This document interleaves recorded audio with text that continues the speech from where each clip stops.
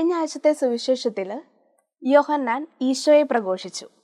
എന്നാൽ ഈ സൺഡേയിലെ സുവിശേഷത്തിൽ ഈശോ യോഹന്നാനെ പ്രഘോഷിക്കുകയാണ്. ഈശോ പറയുന്നത് ഇങ്ങനെയാണ്: സ്ത്രീകളിൽ നിന്ന് ജനിച്ചവരിൽ യോഹന്നാനേക്കാൾ വലിയവനായി ആരുമില്ല, എന്നാൽ സ്വർഗരാജ്യത്തിലെ ഏറ്റവും ചെറിയവൻ അവനേക്കാൾ വലിയവനാണ്. നമ്മുടെ ഈശോയ്ക്കില്ലേ ആരോടൊരു പാഷ്വാലിറ്റി ഇല്ല, പാഷ്വാലിറ്റി കാണിക്കാത്തൊരു ഈശോയാണ്. കാരണം ഭൂമിയിലെയും സ്വർഗത്തിലെയും ആൾക്കാർക്ക് ഈശോ ഒരു സമത്വം കൊടുക്കുന്നുണ്ട്. നമ്മൾ ഈ ഭൂമിയിൽ സമത്വത്തിനു വേണ്ടി, ഇക്വാലിറ്റിക്ക് വേണ്ടി നെട്ടോട്ട് ഓടുകയാണ്. പക്ഷേ ഈ ഇക്വാലിറ്റി എന്ന് പറയുന്ന സാധനം ഈശോ അത് പണ്ടേ തന്നു കഴിഞ്ഞു. പക്ഷേ അതിന് നമ്മൾ ചെയ്യേണ്ടത് ഒറ്റ കാര്യമാണ്: സ്വർഗരാജ്യം നേടിയെടുക്കാൻ വേണ്ടി പണിപ്പെടണം. കാരണം ഈ സ്വർഗത്തിലാണ് എല്ലാവർക്കും ഇക്വാലിറ്റി കിട്ടുന്നത്. ഇത്രേ ഉള്ളൂ.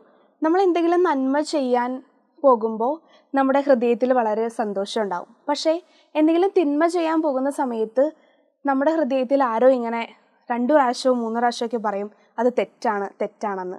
അത് മറ്റാരും അല്ല, പരിശുദ്ധാത്മാവ് നമ്മുടെ മനസ്സാക്ഷിയോട് സംസാരിക്കുന്നതാണ്. അപ്പോൾ അതിനുശേഷം പിന്നെ സാരമില്ല, എല്ലാവരും അത് ചെയ്യുമല്ലോ എന്ന് പറഞ്ഞ് നമ്മളത് ചെയ്യാൻ ശ്രമിക്കും. പക്ഷേ നമ്മൾ അപ്പോൾ തട്ടിത്തെറിപ്പിക്കുന്നത് പരിശുദ്ധാത്മാവിൻ്റെ സ്വരമാണ്. നമ്മളുടെ ജീവിതത്തിൽ ഓരോ കാര്യം ചെയ്യുമ്പോഴും നമ്മുടെ ഹൃദയങ്ങളെ നമ്മളൊന്ന് ശ്രവിച്ചിരുന്നെങ്കിൽ എല്ലാ കാര്യങ്ങളും നമുക്ക് നന്മയായിട്ട് പരിണമിക്കാം.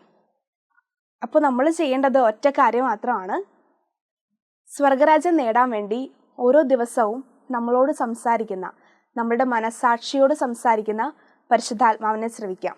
അങ്ങനെ ഒടുവിൽ ഈശോ നമ്മളെക്കുറിച്ചും പറയും നമ്മളും ഈ ലോകത്തിൽ വലിയവരാണെന്ന്. അങ്ങനെ ഈശോയുടെ കയ്യിൽ നിന്ന് ആ വാക്ക് കേൾക്കാൻ നമുക്ക് സാധിക്കട്ടെ. അതിന് നമുക്ക് ഇടവരട്ടെ എന്ന് നമുക്ക് പ്രാർത്ഥിക്കാം. ആമേൻ.